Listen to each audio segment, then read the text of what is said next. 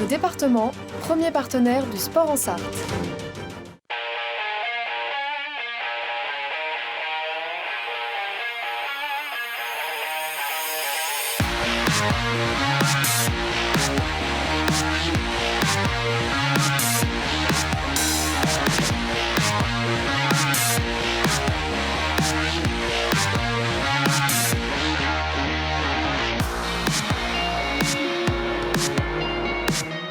Bonsoir à toutes et à tous, très heureux de vous retrouver pour un nouveau numéro de 72 Sports.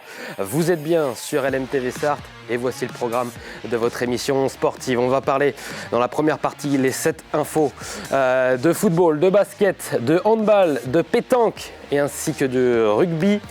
Avec une grande page sur le Mont FC avec Arthur Massot qui est sur ce plateau, qui nous parlera justement du Mont FC dans un instant. Deuxième partie, ça sera les deux invités. On parlera du cross international, le main libre, Allon Sarthe avec deux invités, Dominique Chauvelier et Victor Boutard, athlètes au sein de Run On Freedom.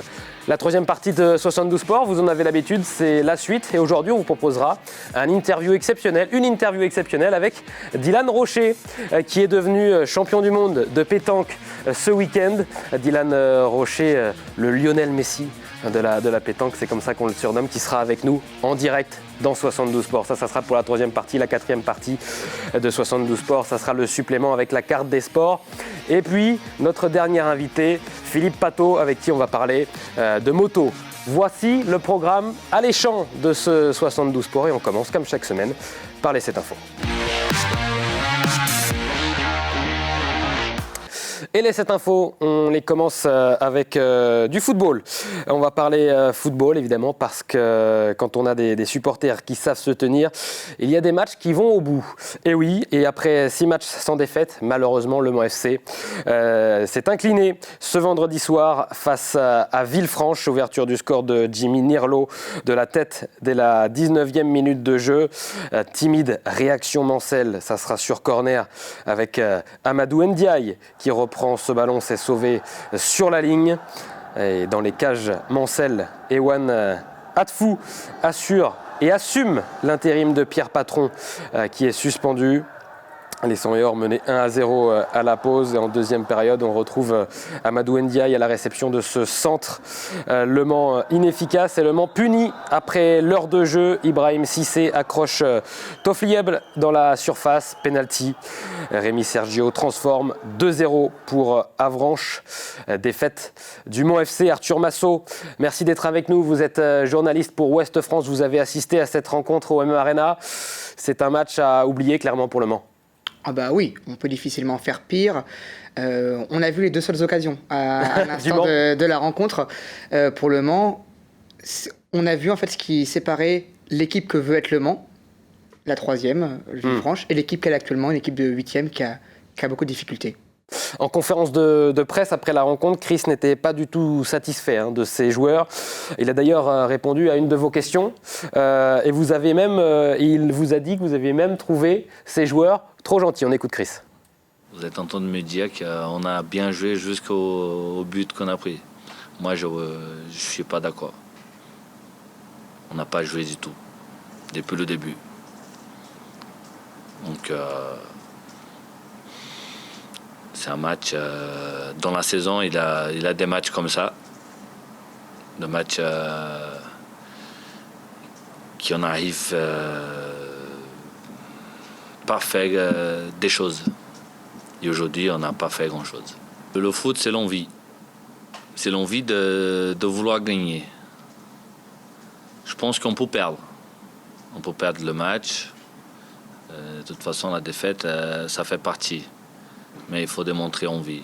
Et aujourd'hui, malheureusement, on a joué contre le troisième. Une belle équipe, bien organisée, bien en place. Et je pense qu'il nous a manqué justement cette envie de faire la différence, de déséquilibrer cette équipe. Il y a des choses qu'on n'a pas réussi à faire. Le championnat, ça joue dans le détail. Malheureusement, on a perdu 2 points contre Orléans, on a perdu 2 points contre Annecy, où on avait la possibilité de gagner. Donc, il Et aujourd'hui, chez nous, où on doit faire la différence, où on doit s'imposer, de montrer notre capacité de faire la différence, d'aller chercher les 3 points, on laisse passer le match à travers. Donc oui, il faut qu'on se pose des questions, tout le monde. On n'a pas beaucoup de temps à réfléchir. On a un gros match le samedi, c'est la Coupe de France. Et après, on a encore 2 matchs de championnat. Donc c'est un mois compliqué. C'est un mois qui peut changer le championnat. C'est pour ça qu'il faut réagir tout de suite. La crise qui a trouvé que vous étiez trop gentil envers ses joueurs, c'est mieux dans ce sens-là. Le manque d'envie dont Chris parle, il s'est fait ressentir en tribune ? On l'a ressenti, on a aussi ressenti que les joueurs ne savaient pas trop quoi faire. Chris nous l'a dit après la rencontre, aussi en conférence de presse. Les joueurs n'ont pas appliqué du tout les consignes qu'il a données. Et en fait, on a l'impression que les joueurs sont un peu perdus, car en début de saison, il y avait du beau jeu, on en avait beaucoup parlé, on était assez satisfaits. Ça n'avait pas trop fonctionné, notamment en septembre. Il y a une nouvelle vision maintenant, peut-être un peu plus minimaliste, et il faut trouver l'entre-deux en fait. En plus de l'attitude, de la motivation des joueurs que Chris reproche, qu'est-ce qu'il a manqué au Mans FC ? Un petit peu plus d'efficacité offensive et surtout dans la construction. Il y a énormément de passes qui ont été manquées, c'est quelque chose qu'on voit beaucoup. Les joueurs sont jeunes, se cherchent. Nous sommes en septembre, ça peut devenir inquiétant. Et puis, il y a quand même une statistique qui l'illustre. Le Mans a affronté les 7 premiers. Et Le Mans n'a gagné aucun de ces 7 matchs. Ouais, statistique difficile pour Le Mans FC. Une autre stat, elle n'est pas non plus très intéressante pour Le Mans FC, c'est 2 victoires seulement en 10 matchs de championnat, avec beaucoup de matchs nuls notamment. Et cette défaite, Le Mans, on va le voir au classement, manque une belle occasion. Le Mans FC manque une belle occasion de se rapprocher du podium. Et pire, Le Mans s'en éloigne avec 9 points de retard désormais sur le podium. C'est un tournant, ça peut être un tournant dans cette saison. Désormais, il va falloir apprendre à regarder derrière, du moins provisoirement, en espérant que dans les prochaines semaines, les 2 prochains matchs devraient être beaucoup plus abordables. Enfin, c'est des équipes qui prennent beaucoup de buts. Mais là, Le Mans est plus proche, comptablement, du relégable que du podium. Néanmoins, la saison, il y a encore une deuxième partie de saison, tout reste peut-être possible. Puis, ils peuvent prendre 6 points sur les 2 prochains matchs, ce qui Bien serait sûr. Logique, et la perception serait différente. Merci beaucoup Arthur Massot d'être venu débriefer cette rencontre. Je vous rappelle que vous êtes journaliste pour Ouest France. Merci à vous. Et puis le prochain match du Mans FC, il faut aussi le souligner, ça sera en Coupe de France, match important pour les 100 et or. 8e tour, Le Mans se déplace à Laval pour le derby, pour se qualifier peut-être, on l'espère, pour les 32e de finale de cette Coupe de France. Les autres résultats en football, on va les regarder puisque ça a joué également en National 3 avec un match nul et toujours pas de but pour les Saboliens de Jérôme Drouin qui ont fait match nul à Vertou. Défaite de la réserve du Mans FC face à un mal classé de National 3 Fontenay. Les U19 nationaux qui font encore de très très très belles choses, les hommes de Romain Dupont.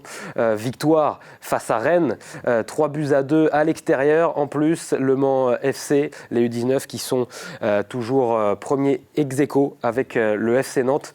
En ce qui concerne les U17 nationaux, malheureusement, ils se sont inclinés face à Avranches. Notre page basket à présent. Ce samedi soir, le MSB affrontait Bourg-en-Bresse. C'était à Antares. Première période très serrée, 29-29 quand les 2 équipes rentrent au vestiaire. Les Monceaux font l'indifférence dans le troisième quart-temps, emmené par un excellent Tachot Thomas et un Scott Bamforce très efficace à 3 points, 14 points d'avance avant le dernier quart.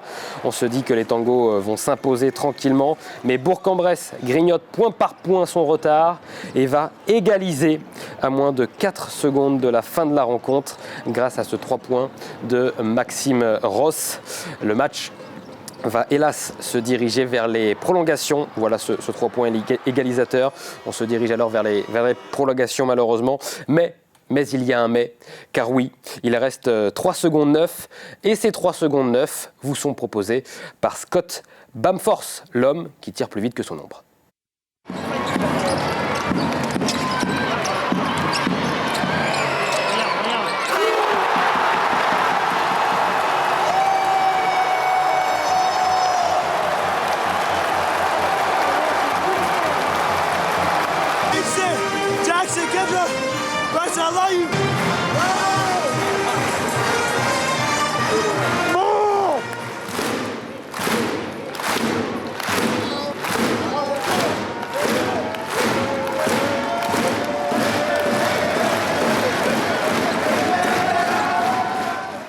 C'est le BAM Time, BAM Force, qui délivre les manceaux avec ces images exceptionnelles d'Amoun Chamsoudine. Et du côté des supporters, qu'est-ce que ça donne le dernier point ?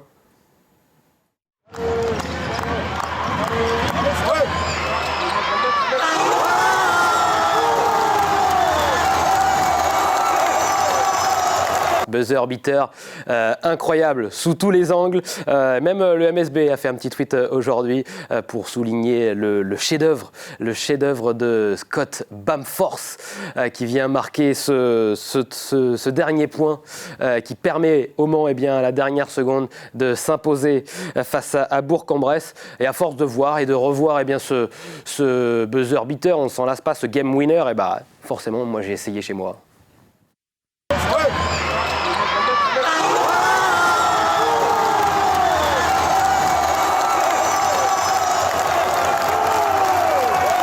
C'est quasiment le même rendu. À peu de choses près, c'est à peu près ça. Il y avait de l'ambiance dans mon appartement, évidemment.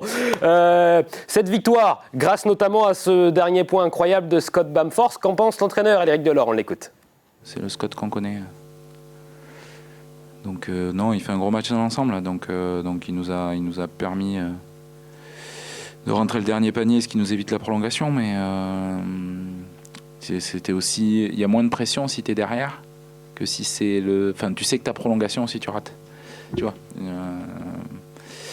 enfin, faut le mettre quand même. Je pense pas qu'on doit arriver à cette situation. On gère pas bien la dernière minute. Ce qui est dommage parce qu'on a très bien géré les 39 premières. Et puis voilà, on fait deux, trois erreurs évitables. Mais bon. C'est aussi une délivrance et quelque part méritée. Et belle opération au classement pour les hommes d'Éric Delors qui vont remonter de la 4e à la 3e position. Voilà, le MSB est 3e de cette Betclic Elite et c'est de bon augure évidemment pour les playoffs de fin de saison. Les autres résultats de basket, on jouait également ce week-end du côté de la Jalt. La Jalt qui s'est malheureusement inclinée face à Poissy 76-93. Du côté de la Nationale 3, défaite également pour Saint-Pavin qui s'incline face à Caen-Hérouville. En Nationale 3 féminine, belle victoire de Riaudin qui s'impose 53-41. Riaudin est 10e sur 12. Alors que la Jalt est 11e et Saint-Pavin est 7e de National 3. On passe au handball. À présent, c'est un match très très important pour le maintien face à un concurrent direct. L'Entente Sarthe Pays du Mans s'était là s'incliner à domicile face à Sully-sur-Loire. Défaite de 10 buts, 24-34, un manque d'efficacité et de précision dans les phases offensives mancelles, ce qui n'a pas pardonné face à leur adversaire. Les Sartois enchaînent un 5e match sans victoire. On écoute le coach Rémi Surin. C'est pas une bonne soirée, c'est plus qu'une défaite, c'est moins 10 face à un concurrent direct, c'est comptablement une défaite, 3 points pour eux, 1 point pour nous et même un point avérage particulier avec pas loin d'être un de nos plus mauvais matchs de la saison. C'est pas pour minimiser la performance du Sully, mais voilà. Donc ce soir c'est dur collectivement, il va falloir se relever, s'appuyer sur les éléments comme le public qui est encore là. Et puis travailler, toujours travailler et se mettre à jouer au handball collectivement et se soigner mentalement en étant solidaire tout le temps, quoi. Voilà les mots justes et l'analyse toujours pertinente de Rémi Surin. On y croit, évidemment. Allez les Manceaux, pour ce championnat de National 3, la saison n'est évidemment pas terminée. On passe à la pétanque. Si les handballeurs sartois ont manqué un peu de précision, ce n'est pas le cas de Dylan Rocher, notre joueur de pétanque sartois qui est devenu champion du monde du tir de précision. C'était samedi en Espagne.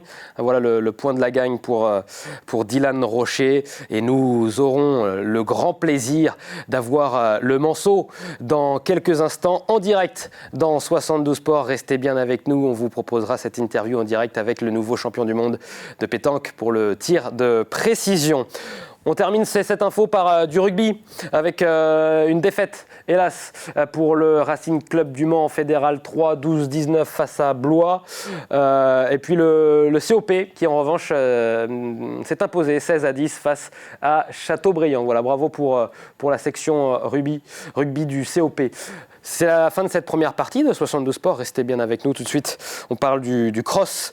Le main libre, Alon Sarthe avec Dominique Chevelier et Victor Boutard de Run and Freedom. À tout de suite.